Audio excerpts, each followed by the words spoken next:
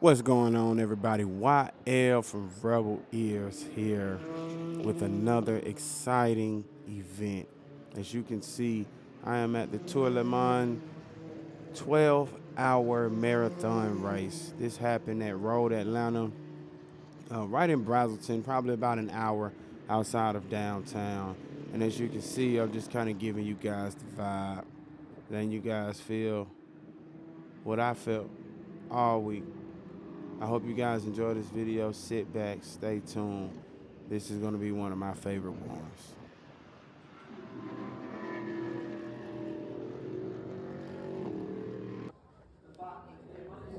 All right, so right off the back, you see we are with the QL1.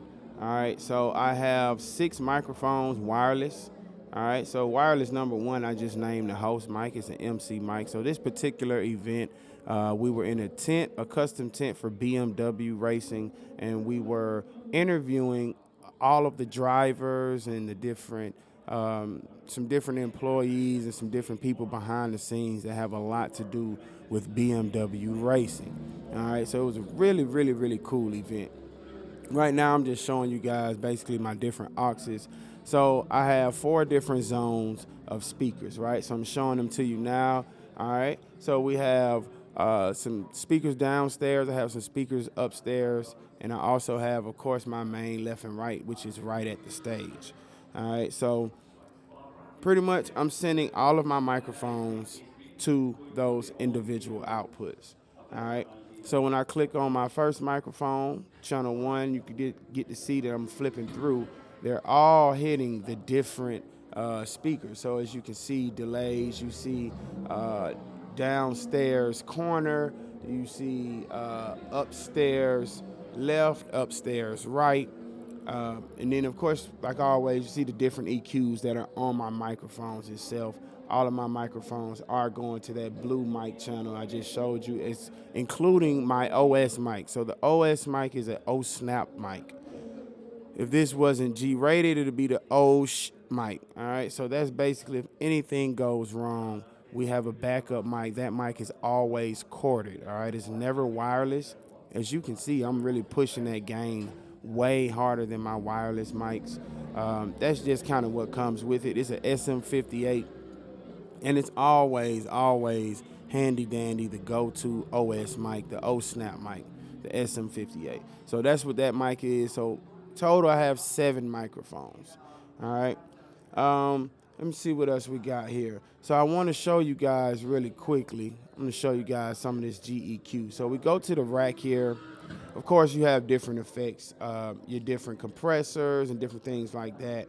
And I do use compression on my microphones, but I want to show you guys my different GEQs, all right? So on this QL1, you have the opportunity to use about 6 different GEQs. I believe it's 6 different ones. And what I usually do, I usually use them on my outputs only, all right? So, of course, you know I have my mic channel up top. You can see it at the very top. It says mics. Well, that is my microphone aux. All right, and then right up under that is my left and right channel. So I have a GEQ on my left and right stereo speakers. I also have a GEQ on my delay speaker, which is also downstairs, and a GEQ on my corner speaker as well. All right, so we have a track feed. We have a couple track feeds going on, a couple music feeds. So the track feed is this right here. It's the race. If you guys can hear this, it's actually the TV feed. All right, so they, of course, they have the TV station on the track. They're officiating the race. All right, so that's what that feed is. I'm pumping it through all of the TVs, or all of the speakers rather, and it's playing on all of the TVs. Of course, I have some background music. Of course, I just pointed to my laptop, my handy dandy little laplet that I like to use for these shows. All right. This is really cool gig, man. So just want to highlight really quickly. Right now I'm working with the Shure Accent mics. These are a new model of wireless mics. They're way stronger. The broadband, excuse me, is way wider. Really cool. Right now I'm pointing to an actual RF distributor.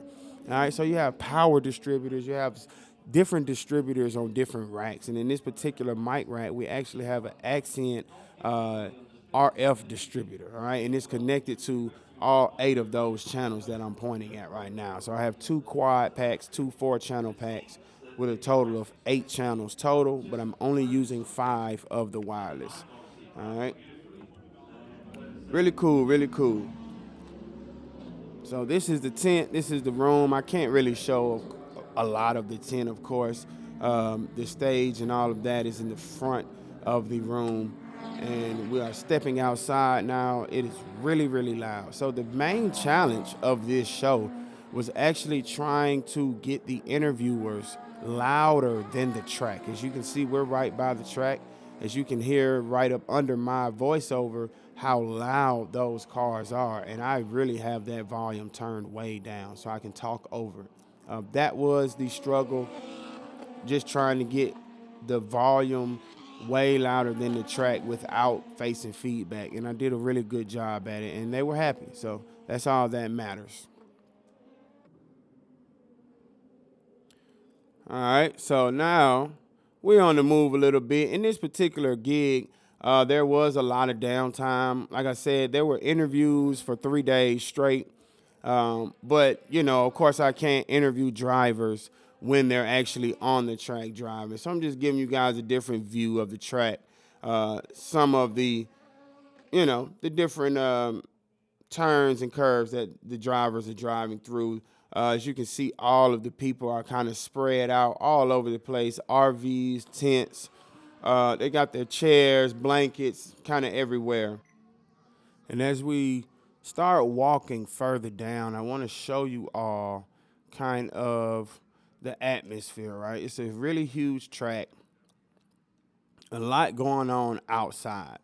All right. We are on the back side of the track where they have all of these different lots. All right. So, like I said before, I'm there for BMW. We were in a tent and we were basically just doing interviews and, pushing the track feed into the tent so everyone can watch the race from inside the tent as well. But like I said, it was a lot of downtime, so I was able to do a lot of walking and exploring.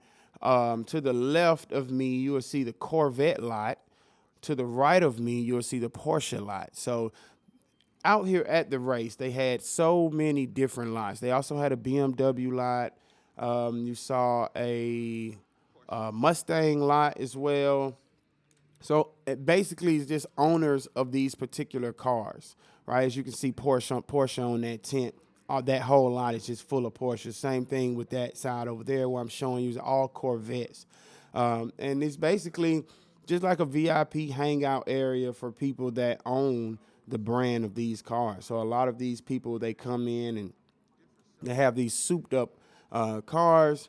I mean, the BMW section was really nice. There was a lot of M2s and M3s out there. But, basically they come out, they watch the race, they politic, they have a good time. They enjoy their constituents and, possibly other drivers as well that are not participating in this particular race. So it was really, really cool, man. It's a lot of walking, like I said before. Where we had to park was so far, the hill was so steep. So I definitely got my walk in. I got my steps in. Like I said before, you guys, there is the BMW lot right there to my left. And then we still have some more Porsches. It's a huge lot, man. There's a lot of Porsches out there, actually.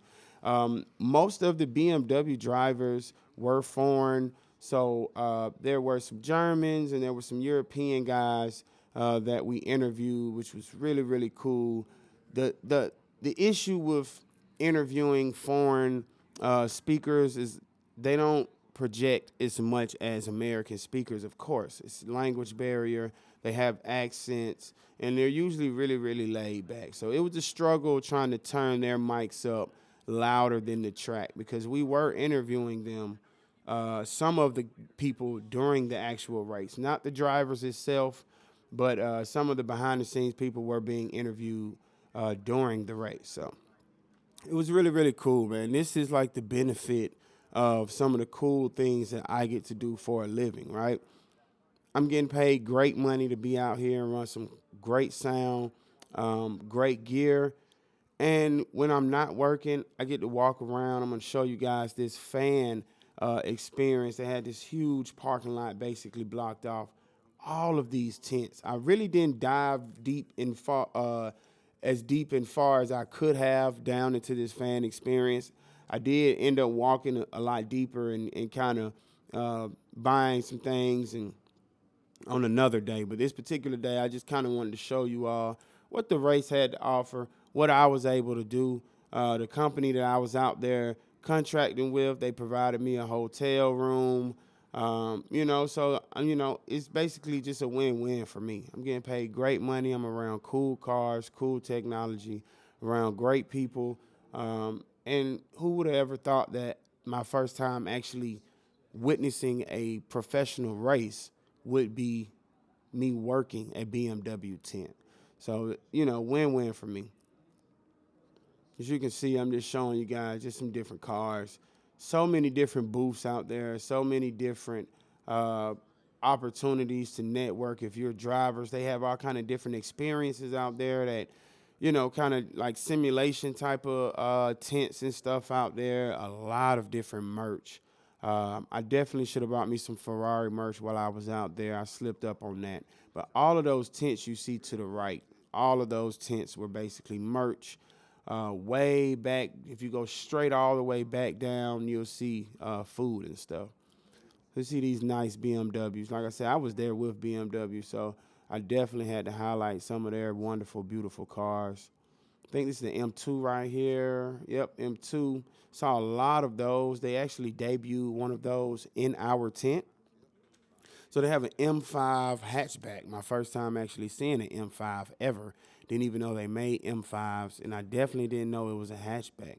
Really, really cool, man. We saw some really cool cars that weekend. So, just walking through. You guys can hear a little bit of the background noise. My microphone wasn't good. I was walking through explaining to you guys what I was looking at, but it wasn't that good. So you guys are hearing me now on the voiceover. But really, really, really cool event, man. It was so many tents out there. I really couldn't show you all everything. And then, of course, everything comes to an end. My interviews were over, so I did not want to stay for the complete race. This was a 12-hour race, man. And as you can see, they are still racing in the middle of the night as I'm walking back to my car, walking down that steep hill I was talking about. Really, really great weekend. I hope you guys enjoyed this video. I really, really enjoyed this show. One of my favorite ones that I've done. It was a really small show, but it was fun. Like always, be inspired. Refuse to sound ordinary.